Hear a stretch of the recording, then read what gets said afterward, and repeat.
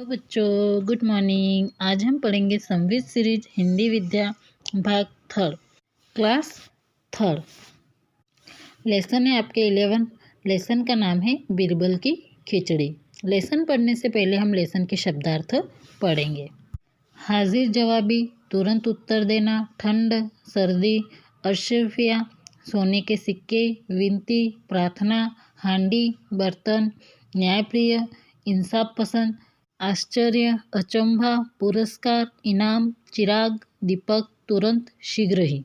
अब हम लेसन के बारे में पढ़ेंगे। प्रस्तुत कहानी में मुगल सम्राट अकबर के नवरत्नों में से एक बीरबल की बुद्धिमत्ता एवं न्यायप्रियता का उदाहरण है।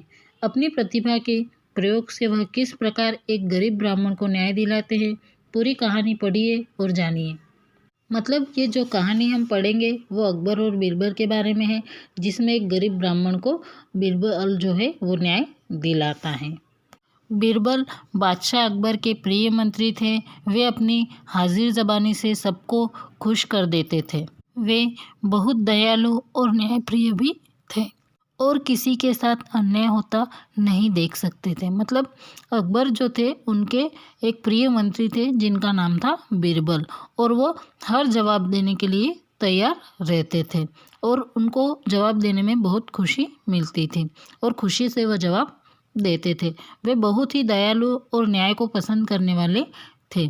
सभी को न्याय दिलाते थे, वो अन्याय नहीं देख सकते थे। एक बार एक गरीब ब्राह्मण को धन की आवश्यकता पड़ी।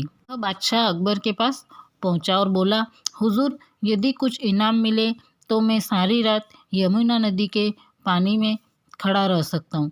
एक बार एक गरीब ब्राह्मण को कुछ धन की आवश्यकता पड़ी तो वह राजा अकबर के पास जाकर बोलता है कि मुझे कुछ इनाम मिलेगा तो मैं पूरी रात यमुना नदी के पानी में खड़ा रह सकता हूँ। कड़कड़ाती ठंड के दिन थे। बादशाह को उसकी बात सुनकर बहुत आश्चर्य हुआ। कड़कड़ाती मतलब बहुत ही तेज ठंड थी, यानी बहुत तेज ठंड के दिन थे या बहुत अत्यधिक ठंड लगती थी।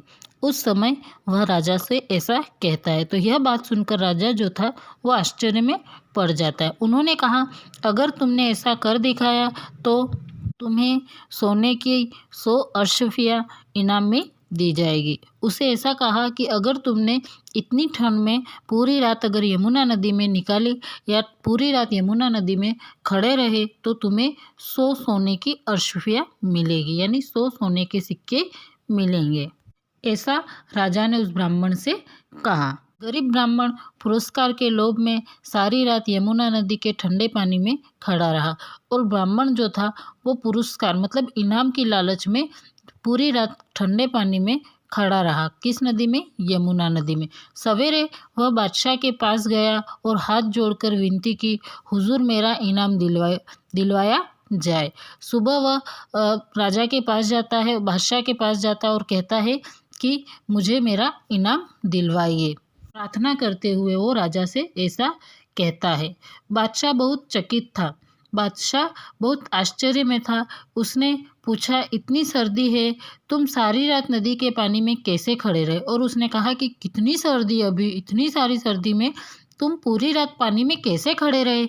ऐसा वो उस ब्राह्मण से पूछता है। ब्राह्मण ने कहा, आपके महल में एक दीपक रात भर जलता रहता है, मैंने उसी को देखते हुए सारी रात बिता दी। ब्राह्मण ने जवाब दिया कि आपके महल में एक दीपक है जो पूरी रात जलता है और मैंने उसी दीपक को देखकर पूरी रात को निकाल दिया। बादशाह ने कहा, यह तो बेईमानी हुई, क्योंकि तुम रात भर हमारे महल के चिराग से गर्मी पाते रहे, इसीलिए तुम्हें इनाम नहीं मिल सकता। और बादशाह ये बात सुनकर ब्राह्मण से कहता है कि तुमने तो बेईमानी करी है, तुम पूरी रात भर हमारे महल के दिए को देखते रहे, चिराग मतलब दिया, दिए को देखते रहे और उस दिए से तुम्हें गर्मी मिलती रही और इस वजह से तुम्हें इनाम नहीं मिलेगा क्योंकि तुमने ठंड को बर्दाश्त नहीं किया, दिए की गर्मी तुमको मिली। ऐसा बादशाह सोच रहा था। बेचारे ब्राह्मण का मुंह उतर गया। दुखी होकर वह वापस चला गया। बीरबल को बादशाह का यह अन्यायपूर्ण व्यवहार अच्छा नहीं लगा, किंतु वह कुछ नहीं कर सके। जब बादशाह ने इनाम देने से इनकार कर दिया तो ब्राह्मण का मुंह उतर गया और वह दुखी होकर वहाँ से चला गया। यह बात बीरबल को अच्छी नहीं लगी और यह अन्यायपूर्ण व्यवहार को बीरबल को अच्छा नहीं लगा, परंतु वह तब कुछ नहीं कर सके। अगले कई दिन तक बीरबल दरबार में नहीं आए। इसके बाद कुछ दिन तक बीरबल जो थे वो दरबार में नहीं आए। बादशाह को चिंता हुई। उन्होंने एक दरबारी को भेजा। दरबारी ने आकर बताया, हुजूर बीरबल नहीं आ सकेंगे, वे कई दिनों से खिचड़ी पकाने में लगे हैं। दरबारी ने वापस आकर कहा कि बीरबल तो नहीं आ सकते, वह कितने दिनों से खिचड़ी पकाने में लगे हुए हैं, किंतु उनकी खिचड़ी है कि पक ही नहीं रही है। परंतु उनकी खिचड़ी ऐसी है कि वो पक ही नहीं रही है। आगे का चैप्टर हम नेक्स्ट डे